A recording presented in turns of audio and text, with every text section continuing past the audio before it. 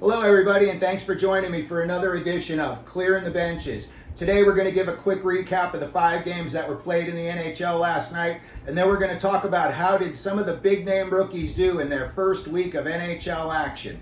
All right, let's get to the scoreboard from last night. Arizona's making their way through the tri-state area. They beat the Devils opening night in a surprise win. Last night they go into the Garden. For a lot of that game, it was tied 1-1. It could have gone either way. 2 guys had a big game, 1 guy did not.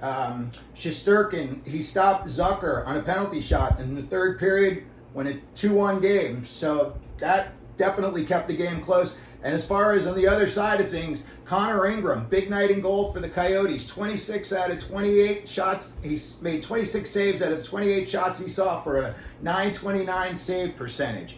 Matt Dumba, the big free agent acquisition that the Coyotes bought in to shore up the defense. He had a big game the other night against the Devils. He got the opening goal, but last night was not one of his better nights. He got caught up ice pinching on the Chris Kreider goal that opened the scoring for the Rangers.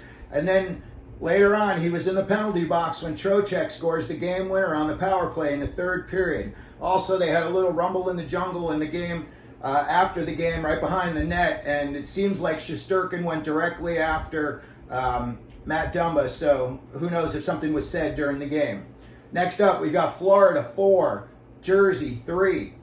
The Devils, it seems like their MO is they're going to get down big. They were down again big in this one before they finally woke up in the third period. They were down, I think, 4-0, and then they finally put 3 up on the board in the third, but by then it was too late.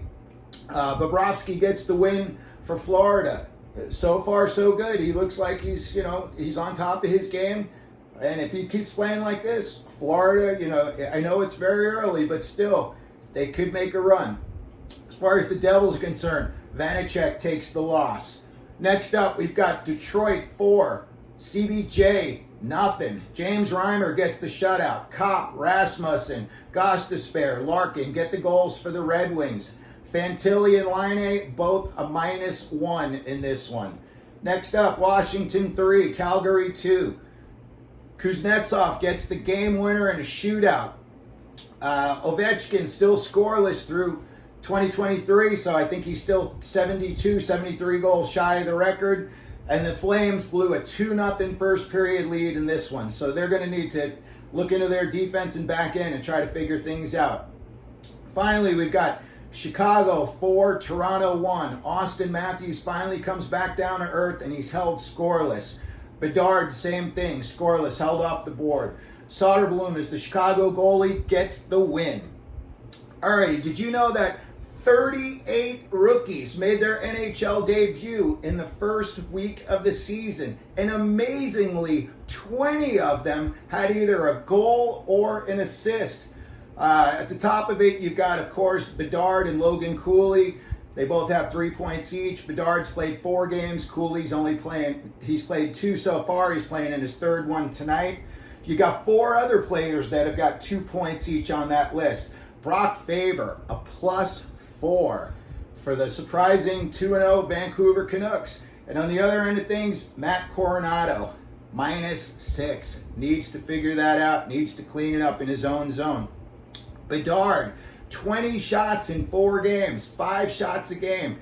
The kid so far seems like he's as advertised. He's human, but he's also playing on a team, with not so many humans. Next up on that list, I've got Luke Hughes, Matthew Knies. So far, been held scoreless in the 3 games that they played, I think, so far each. Fantilli, he's got 1 point in the 3 games that he's played in.